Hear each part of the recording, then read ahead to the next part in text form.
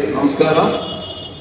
Auto కార్మికులు ఈ కూటమి ప్రభుత్వం వచ్చిన తర్వాత జనసేన, టీడీపీ, బీజేపీ వచ్చిన తర్వాత ఆటో డ్రైవర్లు అనేకమైన సమస్యలు ఎదుర్కొంటూ ఉన్నారు.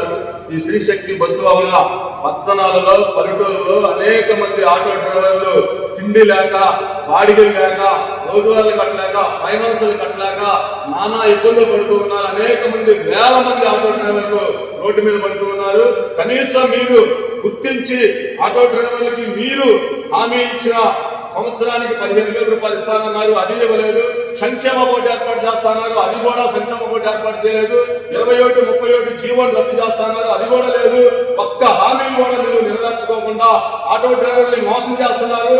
ఆటో డ్రైవర్ దగ్గర నుండి ఓట్లు వేయించుకొని ఆటో డ్రైవర్ కుటుంబాలు ఓట్లు వేసి మీరేదో న్యాయం చేస్తారు, ఆటో డ్రైవర్కి ఉత్తరిస్తారని మిమ్మల్ని గెలిపిస్తే అనేకమైన మోసాలు మీరు కూటమి ప్రభుత్వం ఆటో డ్రైవర్ని మోసం చేస్తుంది. ఇది మేము సహించము.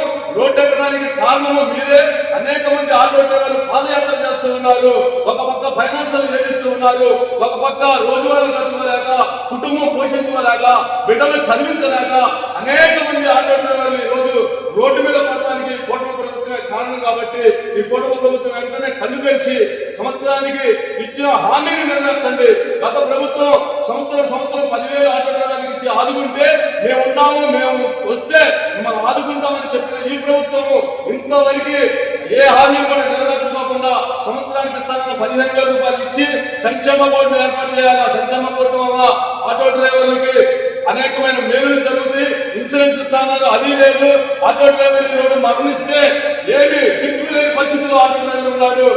సంవత్సరానికి మీరు ఆటో డ్రైవర్కి ఇచ్చి అట్లాగే ఇన్సూరెన్స్ కూడా క్లెయిమ్ చేయాలని మీ ద్వారా, మీడియా మిత్రుల ద్వారా తెలియజేస్తున్నాం. కాబట్టి నుంచి ఈ ఆంధ్ర రాష్ట్ర ప్రభుత్వం మహిళలకి ప్రవేశపెట్టిన శ్రీశక్తి పేరుతో ప్రవేశపెట్టినటువంటి ఉచిత బస్సు ప్రయాణం, దానివల్ల ఆటో డ్రైవర్లు తీవ్రంగా నష్టపోతూ ఉన్నారు. ప్రధానంగా ఈ గుంటూరు జిల్లాలో, గుంటూరు నగరంలో ఆటో కార్మికులు అనేక ఇబ్బందులకి గురవుతూ ఉన్నారు. రాష్ట్ర వ్యాప్తంగా ఆటో కార్మికులు ఎదుర్కొన్నటువంటి సమస్యని పరిష్కారం కోరుతూ ఈ నెల 15వ తేదీన పెద్ద ఎత్తున కలెక్టర్ కార్యాలయం వద్ద ఆందోళనకి పిలుపునడం జరిగింది.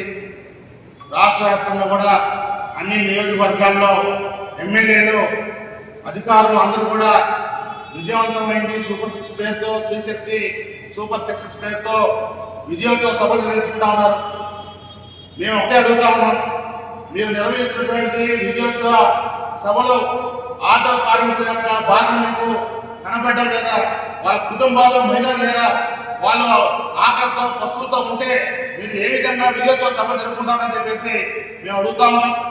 ఎన్నికలకు ముందు ప్రచారం చేస్తున్నటువంటి క్రమంలో నారా చంద్రబాబు నాయుడు గారు ఆటో కార్మికులు ధరించేటువంటి యూనిఫామ్ కాకి చొక్కాన్ని వేసుకొని ఊరు తిరుగుతూ ఆటో కార్మికులకు సంబంధించి వాళ్ళని ఆదుకుంటాం. గతంలో ఉన్నటువంటి ప్రభుత్వం కేవలం 10,000 మాత్రమే ఇస్తా ఉంది. మేము వస్తే అధికారంలోకి వచ్చిన తర్వాత ప్రతి ఒక్క ఆటో డ్రైవర్కి 15,000 ఇస్తామని చెప్పేసి ఆనాడు వాగ్దానం చేశారు. ఆ వాగ్దానం తొందరగా తొక్కుతూ ఇప్పటికి కూడా సుమారు 2 సంవత్సరాలు గడుస్తా ఉన్నా ఒక్క రూపాయి కూడా ఆటో కార్మికుడికి ఇవ్వకుండా మీరు ఆటో కార్మికులు మొత్తం కూడా మోసం చేస్తా ఉంది ఈ యొక్క ఎన్డీఏ కూటమి ప్రభుత్వం.